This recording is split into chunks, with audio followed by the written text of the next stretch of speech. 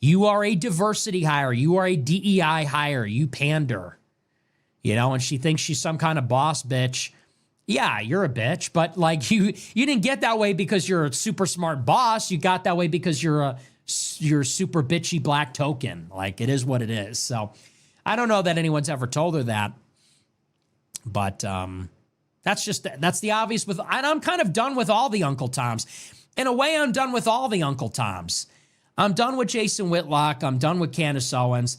I'm done with all the Uncle Tom token blacks. Like, you're not that smart. You're not even that conservative. You built your career on a grift that is now dead. You were hired when diversity quotas were a thing. You were hired when white guilt is a thing. I don't feel white guilt. I never have.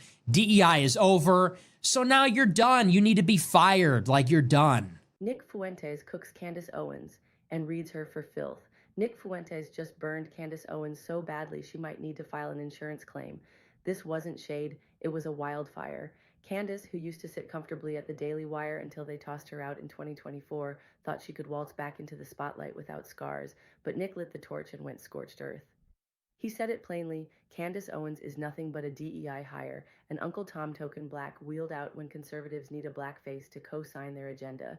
That's not me paraphrasing nicely, that's his word-for-word disrespect. He called her a bitch too, just in case the point wasn't sharp enough. That's not roasting with spice, that's straight battery acid. And he didn't stop there. He accused her of teaming up with Elon Musk to attack him, claiming she was plotting against him behind the scenes while smiling in front of the cameras. He called her manipulative, accused her of setting a trap in their July 2025 interview, and then said he doesn't even bother engaging with women because they just gaslight, gatekeep, and girl boss. Imagine getting rejected for misogyny itself. That's how deep the cut ran. When Candace tried to clap back, she thought she was clever, calling him the screeching Israel of the right. But Nick wasn't shaken. He doubled down, calling her totally psycho, extremely stupid, and a straight-up bitch. Then he iced the cake by refusing to debate her, saying, I want nothing to do with you as a person for now. Translation, you're not even worth the live stream clicks. Candace tried to act unbothered, but the receipts are clear. Nick read her resume like a charge sheet, started as a liberal, married into wealth, rebranded as a conservative darling, rode the Daily Wire train until the wheels came off, and now left stranded trying to reinvent herself yet again. And Nick was right there, stamping every page with fraud. This wasn't just a roast, it was a public undressing. Candace Owens got cooked in broad daylight, dragged across social media, and left to explain to her followers why Nick Fuentes, of all people, had her crying in the group chat. The reality is this. Candace built her empire on being the not like other black people mascot for the right. Nick called it what it is, opportunism, tokenism, and a bag chase with no ideology attached. And the fact that he refused to debate her wasn't weakness, it was insult. He denied her the very oxygen she thrives on. Attention. So here we are. Nick Fuentes cooked Candace Owens until the pan cracked. He called her fake, he called her stupid, he called her a token. And the worst part? He didn't even break a sweat doing it. Candace, your career is starting to look like overcooked rice, brittle, dry, and sticking to the bottom of the pot. Meanwhile, Nick walked away from the stove, whistling. At Nubian Narrator News, we do not support white supremacy as an ideology or political movement, and we rebuke anyone who attacks Candace Owens based on the color of her skin or her ethnic origins. Now that has been stated, here is the truth. Nick cooked Candace. As much as we would like to downplay this and talk shit about Nick, we cannot in good faith do that in this instance. We wholeheartedly agree with everything Nick Fuentes said, and while we are unsupportive of his wider beliefs and ideologies, we will always keep an open mind and report the facts as they are. Our opinions are not objective truths, but they are real. Nick showcased a level of journalistic integrity that is akin to a gladiator mid-battle, and for that we applaud him. Her, totally unimpressive. I watch her shows. It's totally unimpressive. And she's cute. She's good looking. She's put together, you know, as women are. Women are good at being Barbie dolls, you know. And they all want to be Oprah. Brett Cooper, Candace Owens, they all just want to be Oprah. They don't care. That's all nonsense. They don't care about this stuff. They all want to do a talk show. So she wanted to do a Barbara Walters, you know, tough interview. Okay. Well, you got what you wanted. So anyway, so that was our collaboration. That was my thoughts on it. The response from almost everybody said, the same thing. They said she was emotional. She was triggered about race. She was being almost deliberately obtuse, that it was tedious getting into the screenshots, the drama. And above all else, put some respect on my name.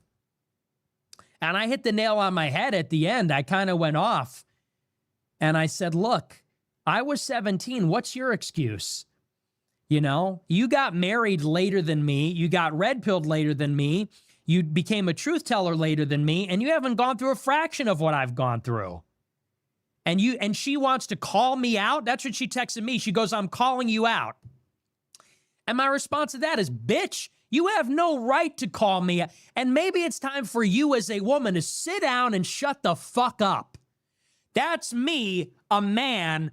You want to say, make me a sandwich? Okay, this is me, a man, telling you, a woman, to sit down and shut the fuck up before you call out anybody else. Sit down and shut the fuck up. I'm so sick of it. She's got her book, Make Me a Sandwich. That's the book cover. Her book cover is her sitting cross-legged. I'm going to sit.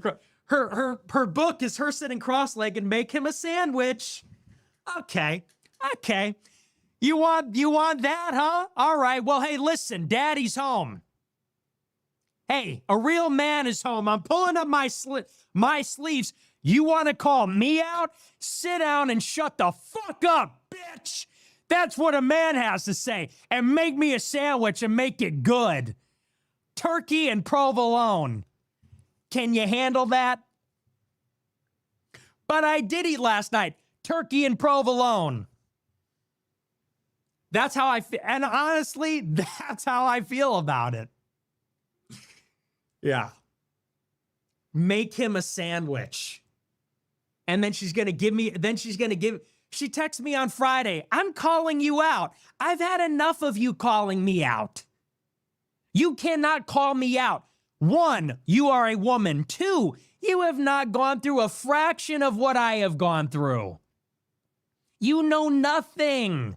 I have been on this since 2017, since I was 18 years old. You want to call me out? Or you call out anybody? How about a shred of humility? How about an ounce of self-awareness?